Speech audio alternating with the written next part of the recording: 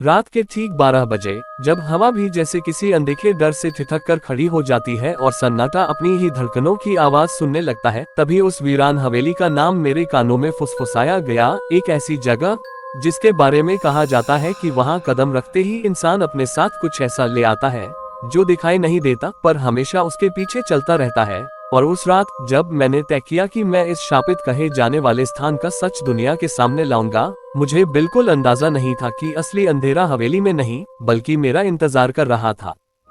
कही अनकही बातें, हिंदी हॉरर स्टोरी। मेरा नाम आरव है। मैं अपने YouTube चैनल के लिए रहस्यमयी और डरावनी जगहों की सच्चाई खोजता था। इस बार मुझे एक छोटे से गांव भैरवपुर के बारे में खबर मिली। कहा जाता था कि गांव के बाहर एक पुरानी हवेली है जिसे लोग शापित मकान कहते हैं। गांव में कदम रखते ही अजीब सी बेचैनी महसूस हुई। लोग मुझसे नजरें चुरा रहे थे।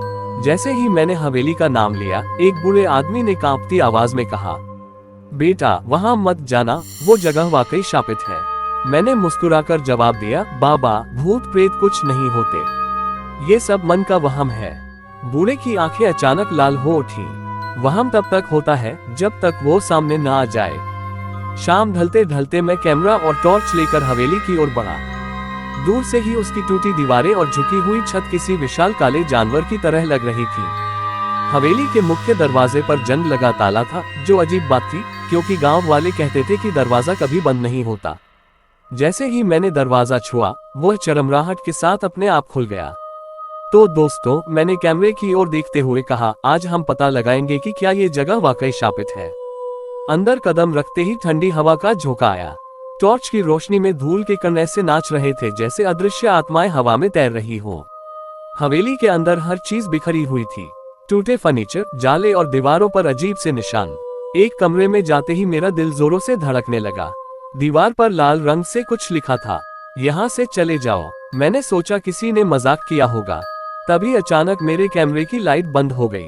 पूरा कमरा अंधेरे में डूब गया और तभी मेरे पीछे किसी के पैरों की आहट सुनाई दी। धीरे धीरे मुड़कर देखा, कोई नहीं था, पर आहट बंद नहीं हुई थी। हवेली के सबसे पीछे एक कमरा था जिसका दरवाजा अंदर से बंद था। मैंने जोर लगाया, दरवाजा नहीं खुला।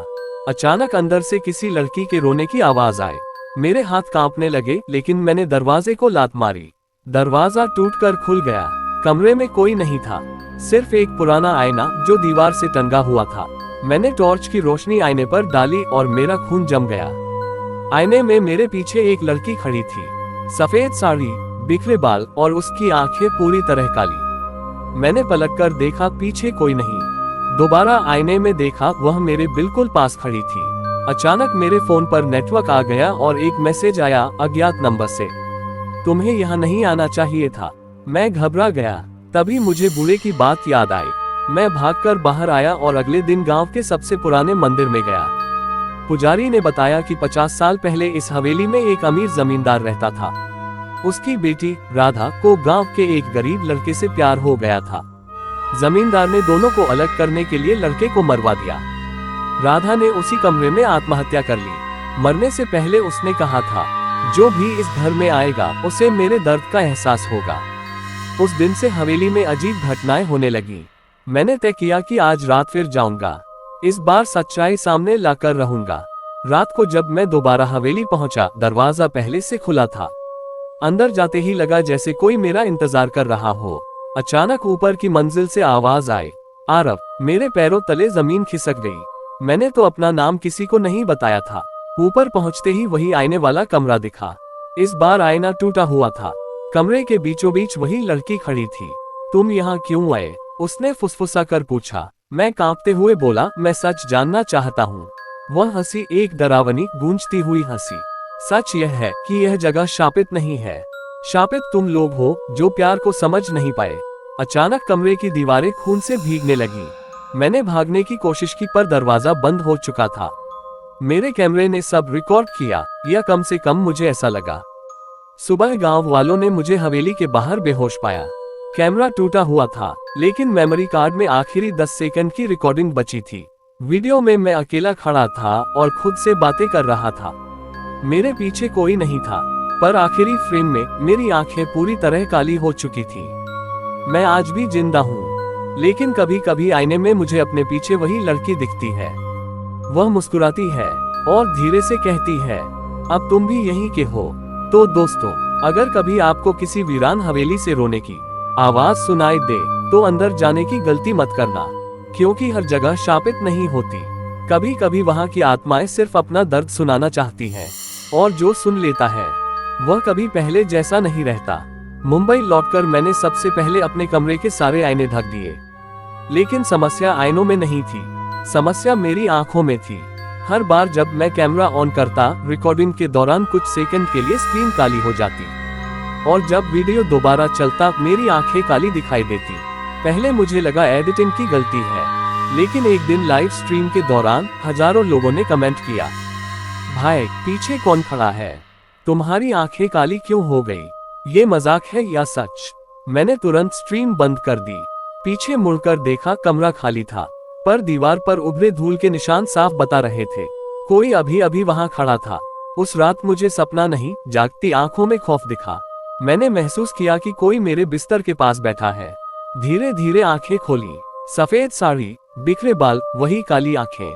तुम वापस क्यों आए, मैंने डरते हुए पूछा। वह मुस्कुराए, मैं नहीं आई, तुम मुझे साथ ले आए।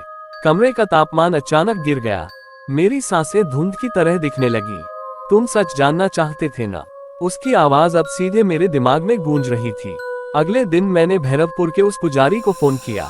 उन्होंने सिर्फ एक बात कही, जिसने उसका दर्द देखा वो उसका हिस्सा बन जाता है। मैंने पूछा, इससे छुटकारा कैसे मिलेगा? कुछ पल की चुप्पी के बाद जवाब आया, तुम्हें वहीं लौटना होगा जहां से ये शुरू हुआ। अमावस्या की रात मैं फिर उसी हवेली के सामने खड़ा था। इस बार हवेली पहले से ज्यादा जिंदा लग रही थी। खिड़कियां अपने आप खुल बंद हो रही थी, दीवारों से फुसफुसाहट आ रही थी। जैसे ही मैंने अंदर कदम रखा, दरवाजा जोर से बंद हो गया। ऊपर से आवाज आई, आरव अब सच पूरा होगा। हवेली के फर्श में एक ढीली लकड़ी दिखी। उसे हटाया तो नीचे सीढ़ियां थी, तहखाने की ओर जाती हुई। नीचे जाते ही बदबूदार हवा ने स्वागत किया। दीवारों पर पुराने अखबार चिपके थे, 50 साल पुराने। एक खबर ने मेरा ध्यान खींचा, जमींदार की बेटी ने नहीं, किसी और ने की थी हत्या। मेरा दिल बैठ गया। आगे पढ़ा, गांव वालों को शक था कि राधा ने आत्महत्या नहीं की, बल्कि उसके पिता ने उसे मारकर आत्महत्या का रूप दिया। अचानक पीछे से दरवाजा बंद हुआ। तहखाने के बीचों बीच राधा खड़ी थी। तुम्हें सच चाहिए था, उसकी आवाज भारी और टूटी हुई थी। हाँ, मैंने कांपते हुए कहा। उसने हाथ उठाया और मेरे सामने दृश्य बदलने लगा। मैंने देखा, जमींदार ने गुस्से में राधा को धक्का दिया। वह सीढ़ियों से गिरकर मर गई। उसने